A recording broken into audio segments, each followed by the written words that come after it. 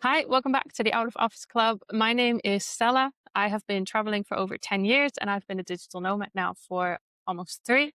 And in this podcast, I talk about everything to do with solo travel and the digital nomad lifestyle. And I also talk with other people who have really incredible and amazing lives and experiences. They have the kind of travel stories that make you think, wow, how is that possible? How do they do it? How do they make it work? And if that is something that you want to know, then definitely keep listening and don't forget to subscribe to my channel. I'm here today with another guest who I have actually never met. We've never met in person, which is quite fun, but we have been following each other on social media a lot. And I really like how he lives and like his lifestyle. He also makes a lot of really good content about traveling and how to do this lifestyle, which I thought was really inspiring and really cool. So that's why I wanted to invite him for today on the podcast. So if you can please introduce yourself. Yeah, sure. Thanks for having me on. My name's Dain. I am a 32-year-old travel addict, digital nomad from the UK. I used to work as a social worker in the government back in England. I left 5 years ago this week, actually. And in terms of I haven't lived in the UK in 5 years. I've lived in Australia, New Zealand, Mexico for a bit. I make YouTube videos and Instagram content about how to travel, where to travel, and just kind of showing the reality of that. So you left 5 years ago. Was there anything that happened that made you think, okay, now I'm going to go and travel? Yeah, so it's a bit of a three-part story. So back in 2018, I had loads of annual leave. I was never interested in traveling. And then my manager kind of said to me, hey, Dane, you have 4 weeks left to take. You're going to lose your vacation leave if you don't take it. So I drunkenly booked a flight to Thailand with my friend and we went for the month. And yeah, I had the best time. And I met so many people that were like, oh, I've been traveling for like a year or 2 years or 6 months. And I was like, what the heck? Like, I'm only on holiday for a month.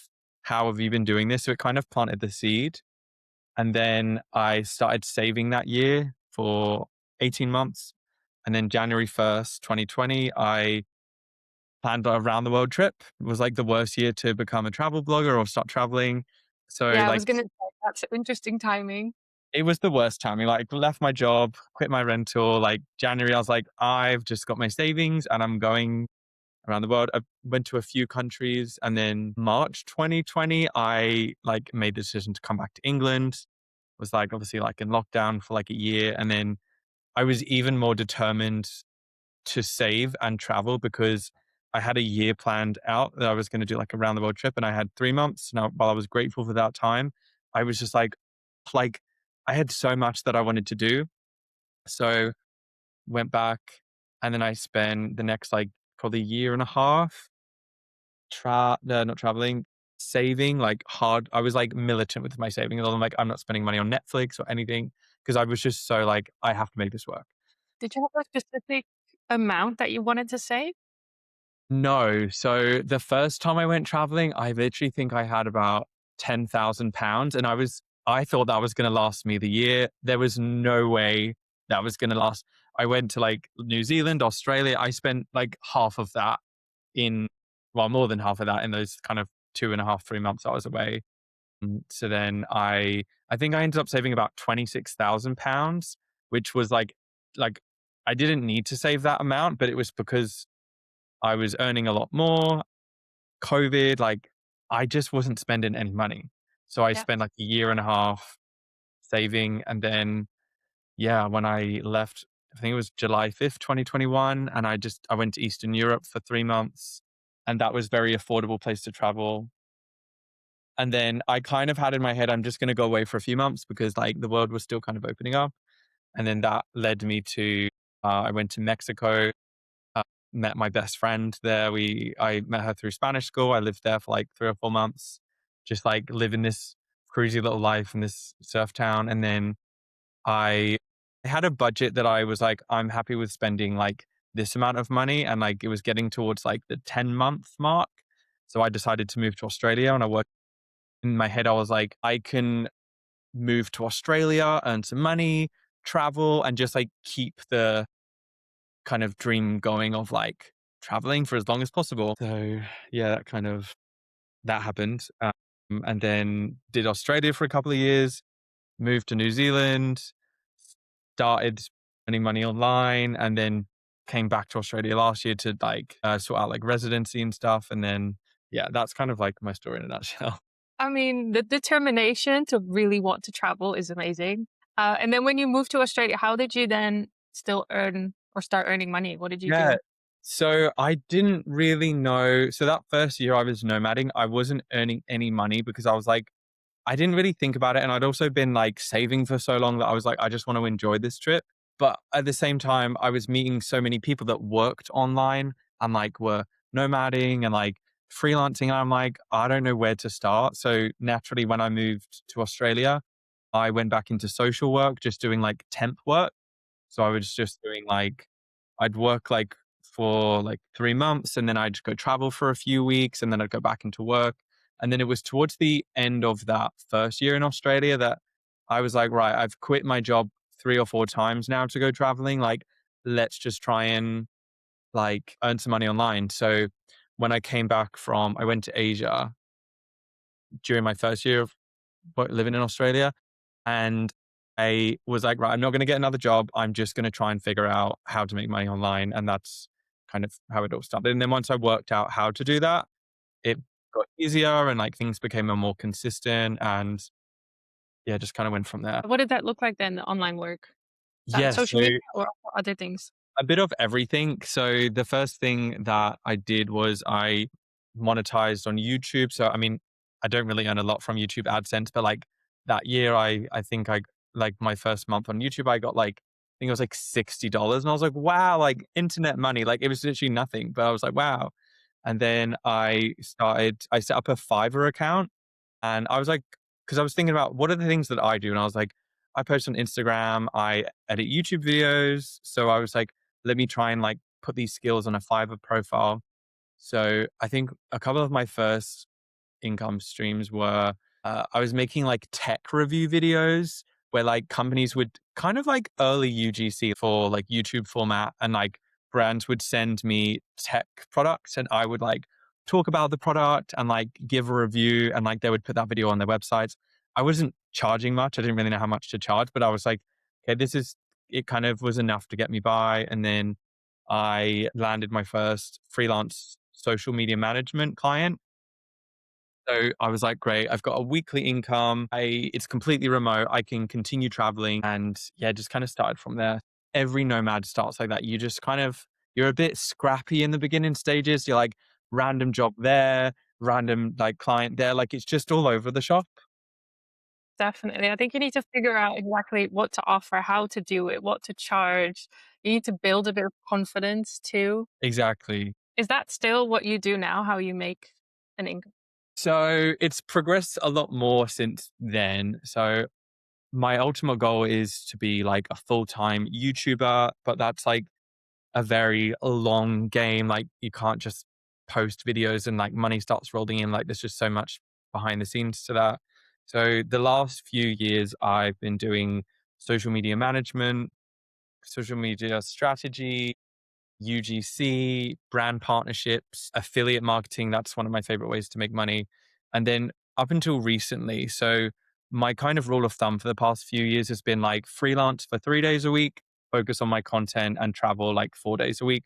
And that's been enough to like sustain me. So 2 years ago, I started working with a tech company and it was part time, remote. It was US, so it was good pay. And I was like, great. Like, I wasn't doing any other freelance work. I was like, I'm just going to do this 3 days a week and then I can focus on content. And in April this year, I got laid off. AI happened. They're like replacing people with AI. So I was initially like, oh my gosh, what am I going to do? But then I was like, hey, like, I've got savings. I do have some money coming in. I maybe have been a bit too comfortable in the freelance world of like, okay, I earn enough doing freelance stuff. So like I haven't tried too hard with my content. Like ultimately I want to have full control over my time and, you know, what I do. But with freelance, I was kind of like, okay, those 3 days have to be dedicated to that. It was like being online at certain times. So I was like, "Do you know what? I'm just going to give it a shot to go full time with content creation. So that's kind of where I'm at right now. I haven't look to other work or like other freelance options. I'm just like focusing on content creation as of right now. That's amazing. Yeah, I think freelance work, especially for companies that do require you to be online at certain times, that can be tough. Yeah, I think it's good for the security, but even then, like you said, from one day to the next, they can say you're done. exactly. Yeah, I had the same thing happen to me multiple times, and that's always when I realized, oh, I've been too comfortable. Also, Mhm, like I've just exactly. assumed that this would continue. So you don't look elsewhere because you're like you're just kind of focusing on your current situation. Yeah. But that's the kind of business hustle side. You have to keep putting yourself out there, have to keep pitching. It's like an ongoing thing. And if you're not doing that, like this year that happened to me, I was blindsided. I was kind of left without work. And I think in the end, it's better to have the problem of having too much work and too many clients than finding yourself without one. What does your digital nomad setup look like? What kind of work do you do? For me, it's graphic design mainly. So I have clients that I do design work for on a weekly basis. And then I have random projects that come in through my network. And then next to that is basically social media. So that's brand deals and other income. Yeah. And how have you found that space? I personally really like it. It's a lot less steady. Mm, Like getting the especially the brand partnerships, but I found really fun and interesting. Some months are great, and then I'm without any partnerships for weeks or months. yeah. So that's just it's hard to build on that. Plus, brands can be also quite flaky, so you just never really know. Uh, So like, But yeah, but I also do really enjoy it because, like you said, it gives you so much more control over your time and what you work on. Plus, I love the whole creative side, just yeah. making fun things. So I think that's also why a lot of my motivation comes from.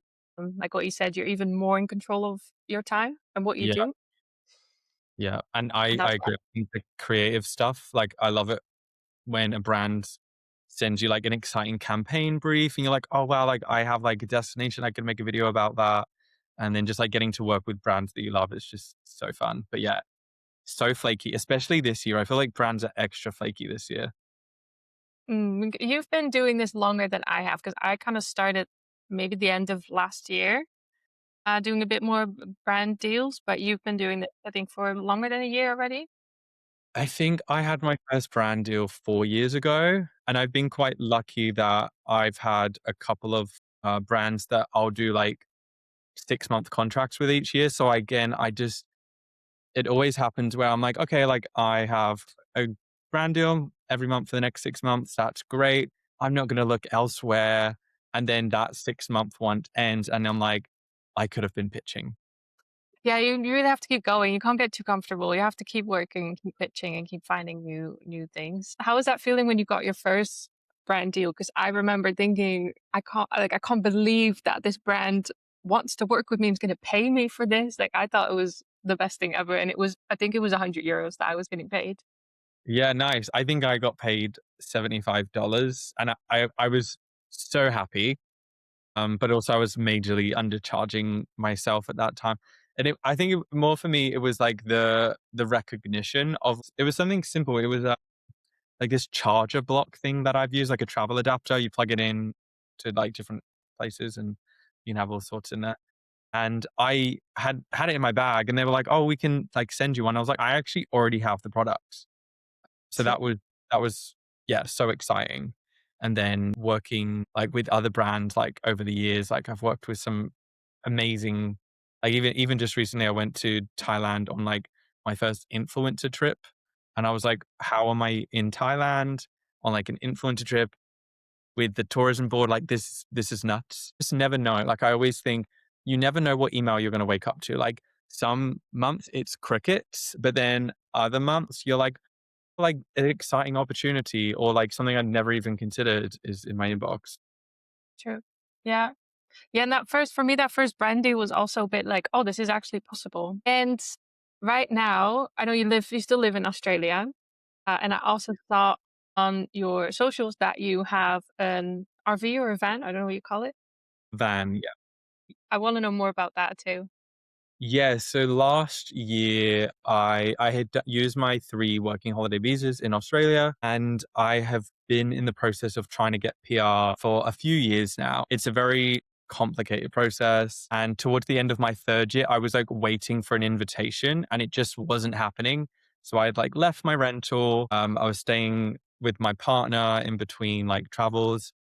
And then a few days before I went back to the UK, I got an invitation.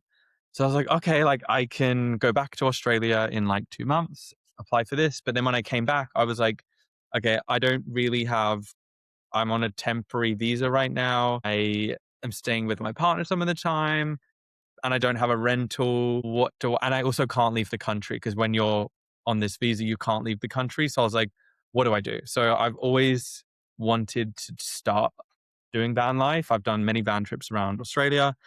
And then I thought I'm just going to do it. Like it felt like the right time and it felt like the right solution to like, okay, I can live in the van life and then like stay at my partner sometimes. And then I can do trips around Australia and like it's all going to be great. So yeah, I bought a bright yellow vintage van. It's called Dawson, and I I love him.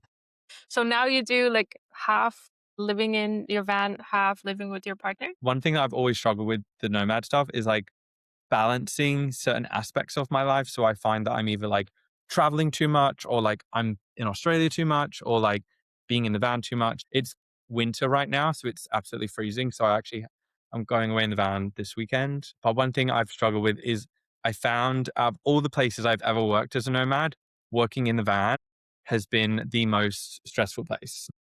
Airports, hotels, hostels, random bars at like 10 p.m. at night all been manageable, but like working in the van, I've just found another level of stress. So I've also traveled with the van before and worked from the van. So I think I know, but why do you say it's so stressful to work from the van? in the van, you're always thinking about where am I sleeping tonight? Have I got water in the van? Is there enough power in the van? Do I need to go to the shop to get groceries? And then I'd find some days would be like dreamy. I would be, at a beach. I'm sat on my laptop working and I've got like the boot of the van open and it's great. But then other times it would be like raining, the van's run out of power, so I need to like go to a library because I would often like go to one place and just stay there for a week. But if I don't drive the van, it doesn't charge the house battery. So then I wouldn't be able to plug in my laptop. And then when things go wrong, which they do, like, goodness, so many things have gone wrong, like my engine overheating or like the fridge doesn't turn on. And you're like, I'm trying to work and also sort out like going to the mechanics or doing this. So I feel like it's dreamy, but also that's like 30% of the time, I think, versus like the reality. It's like Instagram versus reality. Like it looks dreamy to be working from your laptop in a van, but it's also like stressful. And you also just want to be out exploring all the time. It's kind of a tease that you're sat inside the van at a beach and you have to work. Like that wasn't fun for me. Yeah. Yeah, the same. I felt like I'm not at these amazing places, yet I'm worried about really basic things like my electricity, water, where am I going to sleep tonight? And then on top of all of that, sometimes I'd finally found a spot and then there was no data, like there was no Yes. connection. Or the Wi Fi. Yes. It would just like be like a dead zone or something. Yeah. Yeah. And then you had to go. And I was like, okay, well, I guess I have to keep driving. And then it would take another 2 hours to find another spot and then set everything up again and then start working. And yeah, it was definitely a lot more stress than I thought it would be. Yeah, no, I agree. I feel like I'm starting to phase out of like working from the van and like if I'm in the van, I want it to just be a trip versus, okay, I'm gonna, live and work in the van. I found that really stressful compared to like a hotel or an Airbnb. I'm like, that's easy to work from. Internet, it's clean, there's water running and everything. So Yeah, true. True. Yeah. And it's not like, I mean, noise never really bothers me. You put on headphones, you're fine. You can work from anywhere. I think you learn that as well as a nomad. You learn to work from anywhere. But then if you do have to worry about such basic things in a van, it just stress you out so much. yeah, it's very stressful. Okay. So now you do mainly just trips with the van and then you work from a more stable Yeah. place. So yeah, so at the moment I'm kind of my base is Australia and then I've gotten the routine of kind of going away for 6 weeks, coming back for 6 weeks, because it's also so beautiful. I live like in a coastal area, so like I'm at the beach a lot of the time, maybe not so much at the moment because it's winter, but it feels like I'm traveling here, even just driving down to one of the beaches and I'll sit in the back of the van with my laptop and do some things that don't require like crazy internet, like writing or planning and stuff like that. And then I will, yeah, go away for 6 weeks and then come back. So I feel like I'm in this weird little balance, trying to find balance as I have been for 5 years. It's important. I think you need to know kind of what works for you, like how often you want to move, where you want to work from, just make that work. And having boundaries as well, I think when you start traveling, you're like, "Oh, I'm moving somewhere every 3 days."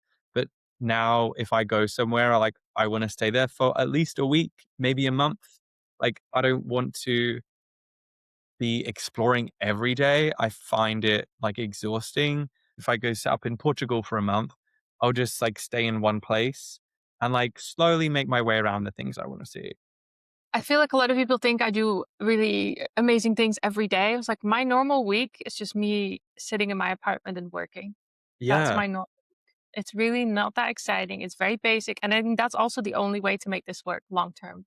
100%. And I feel like it's a chapter kind of situation where sometimes you're traveling more than others. And then sometimes you're like, working hard for a few months, but you're always free to go to like other places or destinations. That's one thing I always say to people as well. I'm like, if you're going to do it long term, like, don't look at it as just like the next few months. Like, you've got to make this work for the next like few years. And I think if I maybe hadn't of kind of had a base of Australia, like, there's no way I would have made it to 5 years of traveling all the time because I would just be so burnt out.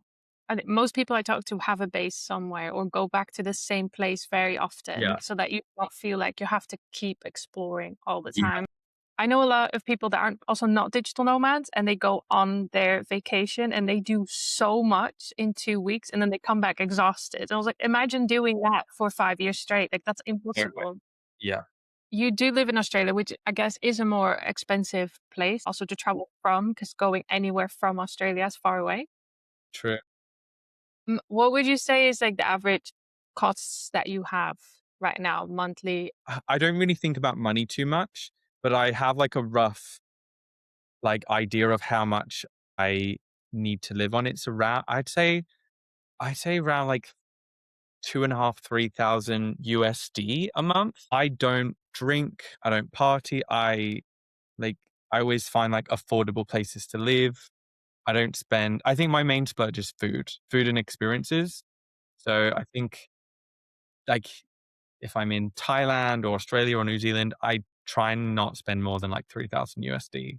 It's really only like food that I pay for and like a gym. But then when I'm in the van, it's even less because it's just petrol and food. Yeah, you can make as cheap and as expensive as you want, I Yeah. think. Until you break down. Yeah, they're always expensive. I've had that once too. That's never fun. And then with your online work, what would you say over the past year? What's been like the best month and the worst month in terms of income? So my best month was, I think it was around August or September. I made like 10,000 USD.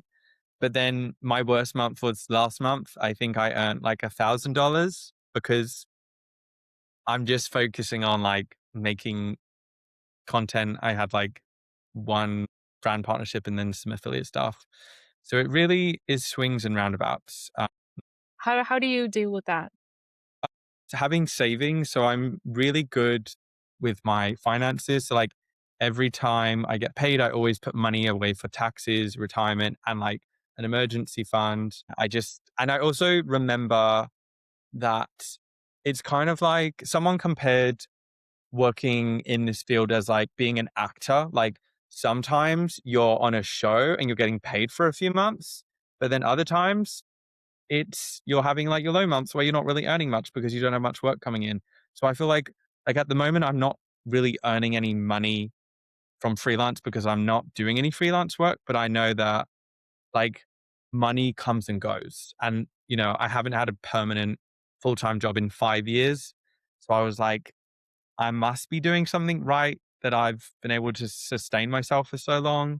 But it also, I always tell nomadic people, I'm like, if you're going to do this, get multiple streams of income so that like when one goes bust, like you have others to rely on.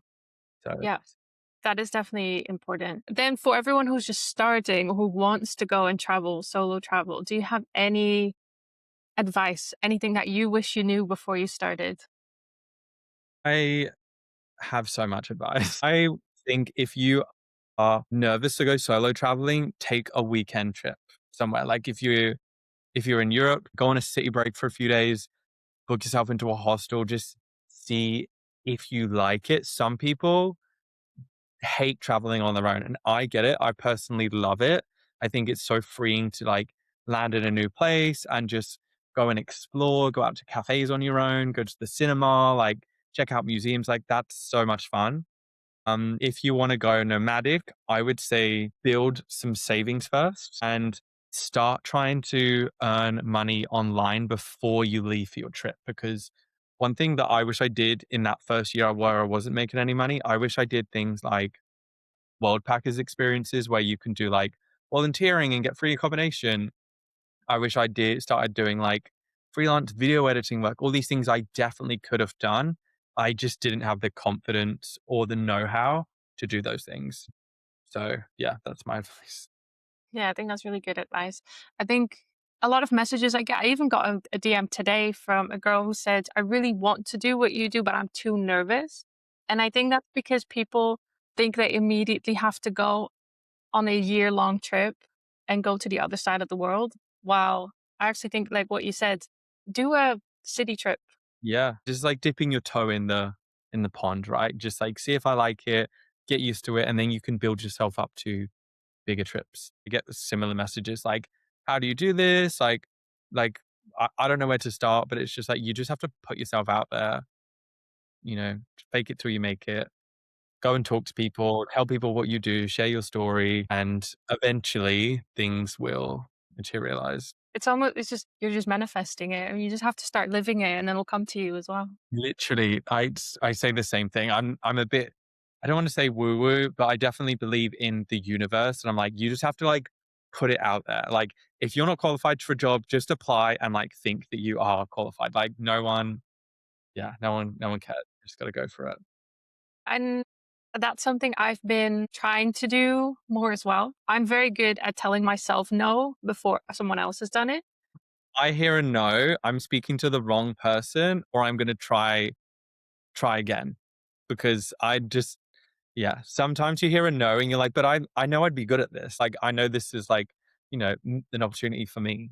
So I was just like step forward with absolute delusion. Like, I think it's so important as a traveler and a nomad to just be absolutely delusional about, like, your aspirations and your wants, because it's also I think this is my inner social work coming out, but if you tell yourself, "I can't do this thing," you are not gonna make decisions, put yourself in rooms where those things could happen to you, whereas if you think, "I can do this, I am that person," you are gonna, like, be confident enough to like do this. I think, yeah, you just got to have blind, delusional confidence as a nomad, traveler, freelance. I think that so much happens and there's so much uncertainty that if you don't have a bit of that delusion that everything will work out and that you'll be fine, this would be way too stressful. 100%. 100. Yeah. Have you had any moments of being a nomad where those kind of universal things work out for you? Definitely. Yeah. I think last year, like after I lost all of my clients, I was definitely not doing well. And I was like, I don't know how I'm gonna do this. And then suddenly in I think the span of 2 weeks, my social media picked up. I got two free stays offered. Like I wasn't paid for anything, but suddenly it was just like, oh, I can go back and travel just like I wanted to because now things have picked up again. Opportunities have come my way because I didn't stop. I just kept going. But there was definitely a couple of times where I thought, maybe I should just quit. And I think that every week. I had one of those days yesterday. I was like, "Screw this! I don't want to do social media anymore." But then, like the next day, it's just like, "Okay, like it's fine. Like I can do Yeah. this." So yeah. And then or I see one post that I get inspired by and I was like, oh maybe if I just create this thing, oh actually Yeah, and then I get the motivation back. I'm like, no, yeah, I can do this. This is fun. I like this. yes. It's such an up and down. world. And I think as well as a nomad, you're working on your own. So I struggle with not having anyone like the kitchen talk, like not bouncing ideas off of people. For instance, my partner's at work. I am just working on my own. I don't have any colleagues to talk to. I go crazy sometimes. Whereas, yeah, people who go to a normal workplace, they don't feel those same kind of pressures, I guess, to like, you have to be working all day and, pitching and creating content. It's just like a never ending thing. Yeah, true. I mean, I used to call friends or I would call my dad and I'll just be like, "Hey, I have this idea. What do you think?" Because otherwise you're just so in your own bubble all the time that at some point you don't know anymore. Is this good? Is it not good? Could it be better? And then if I talk to people, I usually find much better ideas or more Yes. motivation or inspiration. Or like affirmation that no, this is a good idea. I am going to pursue this. Yeah. Or when someone says this is awful, I'm like, yeah, you're right. Yeah. Yeah. That's always so nice as well. I think it's both working alone and for yourself is both amazing and it is also tough just because you Yeah, have to do everything alone. it is. Yeah. Do you think you could ever go back to a like normal 9 to 5 job? I think even recently where I have not been freelancing, I've definitely been considering, I'm like, those thoughts creep in where you're like, oh, maybe I should get a normal job and join everyone else. But, like my friends I speak to, and like, Dane, you can't do that. Like, I'm like, yeah, you're right. It's not for me. But that's, I think you see the kind of the greener side of life where once you've had a taste of living and working from anywhere, it's like, it's actually would be really difficult. Then over the past 5 years, because you said sometimes like the loneliness definitely comes in. What do you think you've struggled with the most traveling so much or as a digital nomad? I think it is the time that I'm missing with my friends and family back home. So usually every September, I'll go back to Europe for 6 or 7 weeks and I'll spend a few weeks in England and then I'll spend like a month in Europe somewhere. But each year that I'm away, it feels, and especially being in kind of Australia, New Zealand side, you're like literally you couldn't be any further from anyone. So I think it's definitely missing out on that quality time. Like my sister's had a kid, my granny's getting older. Like 5 years, that's half a decade that I haven't been with my family and friends. And that makes me really sad to think that I'm not with my people, but also those people know that I'm much happier traveling and living abroad and doing all this fun stuff. And I think if I lived in England, I would really struggle to go back to, I don't even know what that would look like, to be honest, because when I lived in England, I was a different person. I worked a 9 to 5 in social services. So I think it would be a really strange experience to just do that. But I think, yeah, missing out on friends and family. Yeah, I agree. That is tough. I think there's many good and bad things that you miss out on that you just want to be there for. Plus, I feel like the longer I'm now gone, yes, I miss out on more, but I also miss out on like the stronger connection that you could have. Yeah, yeah, that's true. You're also not building it anymore, basically. And it's still there. It's still really good. I still have really good friends back home. But I do, every time I go back, I just know like I've missed a year of conversations and events and things happening. And everyone knows a lot. And I know basically nothing. Yeah, yeah. Cause it's not, I think those moments, it's not like a catching up on like, oh, like, how's your week been? It's like, how has your year been? Like, let's have a full debrief. If things change, people have had babies, people have bought houses. It's just like, so it's almost not that high quality because you're just talking about like the bigger things versus like when you see, like, I have friends that I see every week in Australia. So it's like not, and like those friends feel like my family abroad. I think it's a good thing and a bad thing. Like, I have friends all over the world. Like, I could go to LA, Mexico, like Costa Rica. Like, I have friends in all these wild places, yet I don't have like a strong circle like I do back home. On one hand, you're like, I have loads of friends all over the world. But on the other hand, you're like, but I'm not seeing my friends and family. Yeah, it is tough. But then it also doesn't mean that I would want to live back home in the Netherlands. I can't do that either. So it's just tough. And I think something you just have to accept that that's how it is and that those relationships change and they're not the same, but they're always there. and you know that those people support what you do. But also you're not the same as well. Like, I feel like the longer you're away from home, like, you just completely different. Like, do you feel like you've changed a lot since you left?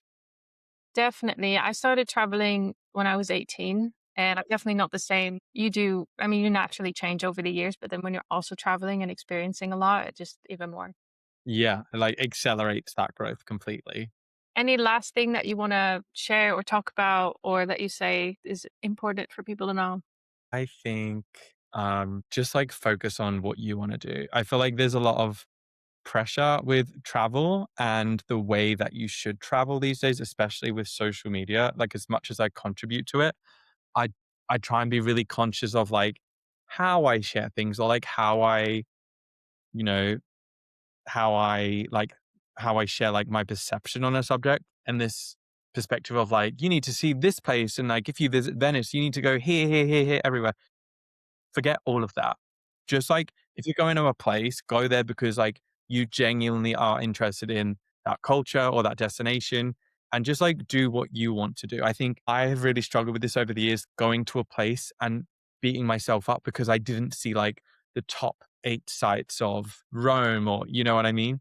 But now I'm a totally different traveler in, like, the sense of, if I'm going to a place, my experience is, like, going and working at a coffee shop and, like, going back to that coffee shop every day that week and, like, eating the same thing and, like, maybe having a chat with the local, versus, like, visiting that place and, like, trying to tick off everything on the list. Because I I don't know about you, but my way of traveling has changed in the sense of, like, I don't travel to, like, see and do everything. I travel to just, like, take it slow and, like, just live as a local kind of vibe. Yeah, for me, it's just I want to have a good experience, and that does not mean I have to see the touristy highlights. That No. just means I want to live here, build up my routine, get to know people, the culture, have cool experiences, and then I feel like it's been a success. Yes. Yeah, that's good. Yeah. Well, I really enjoyed chatting with you. This was really nice. I'm very happy you agreed to come on the podcast Of with me. course. I'm going to continue following and see what you're up to, what you're going to do. I'm very excited to see all your next trips. I recommend everyone to go and follow Dean. He makes really good travel content. It looks amazing. The way you talk about travel, I think, is really, really good and interesting. So, highly recommend that. And then we'll talk soon. Awesome. Well, thanks for listening. It's great to meet you. Thank you so much. Bye bye. Thank you so much for listening again to an episode. I hope you really enjoyed it. Uh, Let me know what you think of Dean's story. If you have any questions, any comments, let me know. I'll also put his social media in the description. Highly recommend you to check it out. Give him a follow. He does really incredible content and really great trips. If you want to know more about solo travel, the digital nomad lifestyle, then don't forget to like and subscribe. And then I hope to see you again next week. Thank you so much. Bye bye.